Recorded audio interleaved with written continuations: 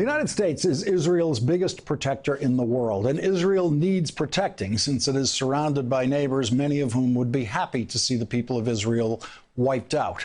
The United States is Israel's biggest and often only protector at the United Nations. Vetoing resolutions condemning Israel is something our UN ambassadors do routinely, but the United States always has its own issues with Israel, and American presidents have always been trying to find ways to coax or pressure Israel into peace negotiations with Palestinians. And as frustrated as American presidents can get in their own private negotiations with Israel, whenever anyone else criticizes Israel, the American government's response is usually that of a family member. There can be tensions within that family, but when someone from outside the family criticizes, well, then the United States is always there to defend Israel. And so it was in 2011 when President Obama's ambassador to the UN vetoed a resolution condemning the construction and expansion of Israeli settlements in occupied Palestinian territory. Egypt recently introduced another version of that resolution, which was scheduled to come to a vote at the United Nations today at 3 p.m. And this time, the United States had not taken a public position on that resolution. This was clearly a message to Israeli Prime Minister Benjamin Netanyahu that the United States was frustrated with his refusal to reconsider any aspect of his position on building and expanding settlements. The Obama administration might have hoped that Netanyahu would reach out to President Obama to ask to formally request that the United States veto that resolution and perhaps in that discussion offer something to President Obama in exchange. Instead, the New York Times reports that Netanyahu reached out to Donald Trump. At 3:28 a.m. in Israel, Benjamin Netanyahu tweeted this: the U.S. should veto the anti-Israel resolution at the UN Security Council on Thursday. Then at 8:37 a.m. New York time, Donald Trump tweeted the resolution being considered at the United Nations Security Council regarding Israel should be vetoed. NBC News reports that a senior Israeli official confirms that the Israeli government asked Donald Trump to weigh in on the United Nations vote. By mid-morning, the vote had been postponed. The New York Times quotes an unnamed source saying the Israelis leaned on the Egyptians this morning to postpone the vote, and the Egyptians basically caved. There is no indication of when the vote will be rescheduled, if at all. This was not Donald Trump's only entry into American foreign policy today. After the UN vote was postponed, Donald Trump tweeted, the United States must greatly strengthen and expand its nuclear capability until such time as the world comes to its senses regarding nukes. The Trump tweet came hours after Vladimir Putin said, we need to enhance the combat capability of strategic nuclear forces, primarily by strengthening missile complexes that will be guaranteed to penetrate existing and future missile defense systems. Tonight, Kellyanne Conway was incapable of clarifying whether Donald Trump intends to increase our production of nuclear weapons, something no president has done since President George H.W. Bush. We are trying to lead the way in reducing the number of nuclear weapons in the world. He's saying we're going to expand our nuclear capability. He's not necessarily saying that. He did literally say we need to expand our nuclear capability. And he may as president. What he's saying is we need to expand our nuclear capability, really our nuclear readiness, or our capability to be ready for those who also have nuclear weapons. I mean, this is what happens. When you say that terrorism, particularly ISIS, radical Islamic terrorists, are being contained, they're the JV team, we don't have to worry about them anymore, and then people are being killed in Nice, in Berlin this week, certainly in Orlando at the nightclub in May, in San Bernardino a year ago, in Paris, in Brussels. It doesn't ring true to anybody that they're not advancing. It doesn't ring true to anybody. What does that have to do with nuclear weapons? I'm going to give you the analogy. That just saying it doesn't make it true. In other words, us saying they're contained and then them attacking proves everybody who feels unsafe in a world where terrorists, and particularly in the case of ISIS, are advancing, that they're still willing to do their harm. So he's trying to, I think in his quest to keep us safe and secure, he's putting the world on notice that he will do what he thinks he needs to do to keep us safe and secure. You can listen to all of that interview, and you're never going to find a clarification, which Rachel repeatedly sought, on what exactly did Donald Trump mean to say about nuclear weapons today. Joining us now, Ambassador Wendy Sherman, former U.S. Undersecretary of State for Political Affairs. Also with us, Jonathan Alter, MSNBC political analyst and columnist for the Daily Beast. Ambassador Sherman, your reaction, first of all, to the nuclear weapons comment by Donald Trump today, what you think it might mean and how you think it'll be interpreted in the world. Well, I think what we've really heard, Lawrence, is a great deal of concern today. Because in 140 words, Donald Trump is resetting American nuclear policy in a way that risks not only an escalation with Russia, but an escalation with the world. And all of the confusion we had during the campaign about whether he was really encouraging Japan and South Korea to get more nuclear weapons, or whether he believed that nuclear weapons were dangerous and that it was important to build them down. Yes, have them as a deterrent while everyone else does, of course, but to modernize them, of course, but not to expand them, but to rather build them down. If that change is taking place, it is an earthquake in the danger and the national security interests of our country. So I'm quite concerned about what he said. He did use the word expand, and if he didn't know what he was saying, then that is of serious concern as well. One can't do national security policy in 140 words. Jonathan Alter, Rachel Maddow tried mightily and repeatedly to get a clarification from Kellyanne Conway about what Donald Trump meant in his tweet about nuclear weapons today. We don't know any more after Rachel's attempt. Kellyanne Conway never found the words of clarification. She doesn't seem to know what he meant. Well, I wouldn't hazard a guess as to what he meant. It not only is it dangerous to use 140 words, but in the case of a tweet, it's 140 characters. Oh, sorry. This right. is, I mean, yes. Characters. The idea of dealing with extraordinary, complex, and explosive issues in this fashion is extraordinarily irresponsible. Now, here's my guess as to what's going on. The United States, as Ambassador Sherman knows much better than I do, is engaged in a very expensive modernization of our nuclear forces.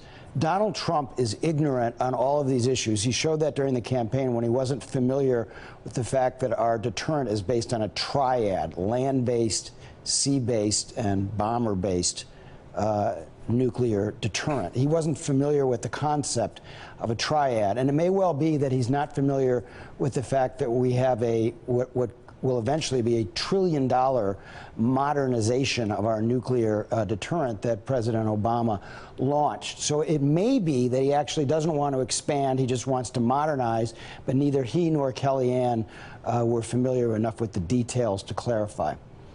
Ambassador Sherman, as someone who was so deeply involved in the negotiations with Iran on stopping their nuclear program, what would you like to say to Donald Trump if he gave you some time about the state of nuclear weapons in the world, the American government's posture toward them worldwide, and the consistent American governing policy of trying to contain nuclear weapons worldwide, and what that means in terms of the president's public pronouncements on the subject?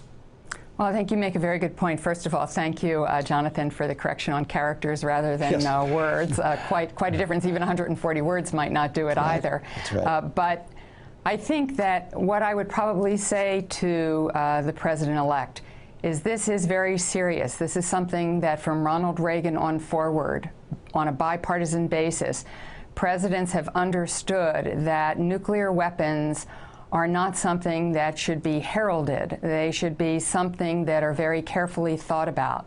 That we are talking about weapons that are much more powerful than what was dropped at the end of World War II on Hiroshima and Nagasaki, many, many times more. And it would be catastrophic for the world. It would be catastrophic for the United States. So nuclear war is not something that one either sort of sloughs off or uses as an unpredictable tool in national security. We have them as a deterrent when there are others in the world that have them.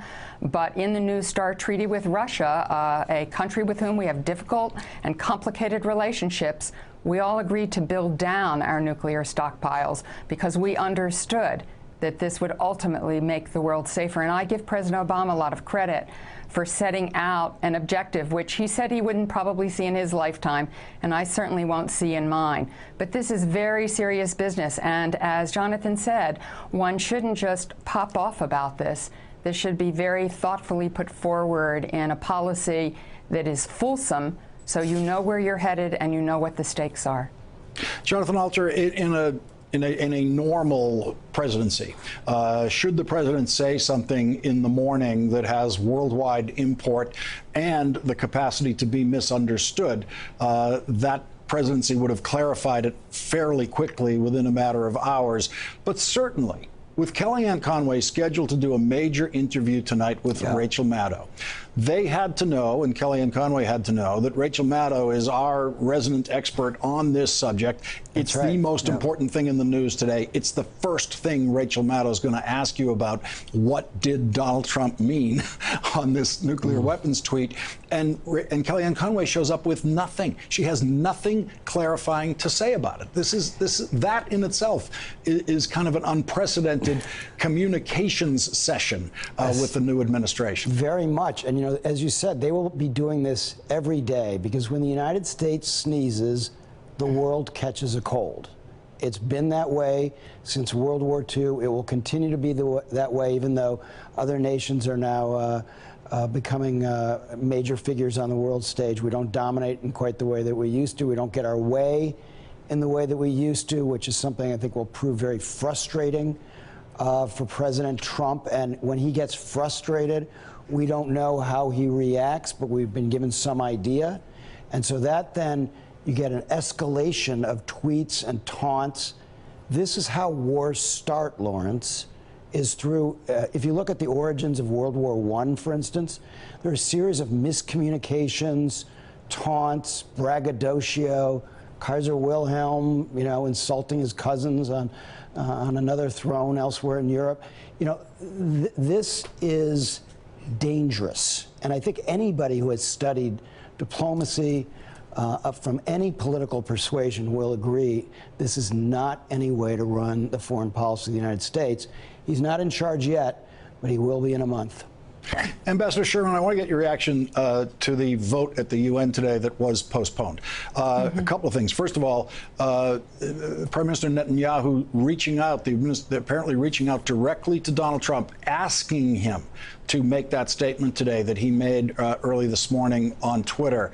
That also an unprecedented moment in the transition from one presidency to another. Right. We have had incidents in our history, both with Ronald Reagan and Richard Nixon. Ronald Reagan around an Iran negotiation and our hostages in Iran, and Richard Nixon around the peace talks ending the Vietnam War, where during the election there were certainly stories about potential behind-the-scenes secret negotiations to affect the outcome of the election. But this is the first time that I can think of where someone who is not the authorized leader of this country to make national security and foreign policy. In fact, some people have said to me today it crosses the line of the Logan Act, which does not, it's federal law, does not permit unauthorized individuals to negotiate on behalf of the U.S. government with a foreign government around an issue like this. So whether the Logan Act applies here or not, it is highly unusual. We have one president at a time, and Donald Trump is really playing with fire because, you know, Lawrence, we're not talking about just Donald Trump and Barack Obama. We're talking about the institution of the presidency of the United States. And I dare say that when the moment comes when Donald Trump isn't going to be president any longer, he will want to make sure that he gets to be president till the very last moment, and would be furious to have the person who is going to follow him make decisions or try to affect the outcomes of those decisions. But Jonathan, this was Netanyahu apparently reaching out directly to Trump. Yep. Well, Netanyahu, we know for some time, has essentially been a Republican in American political terms. That was irresponsible of Netanyahu. I think he thinks he's getting somebody who will rubber stamp anything that he wants.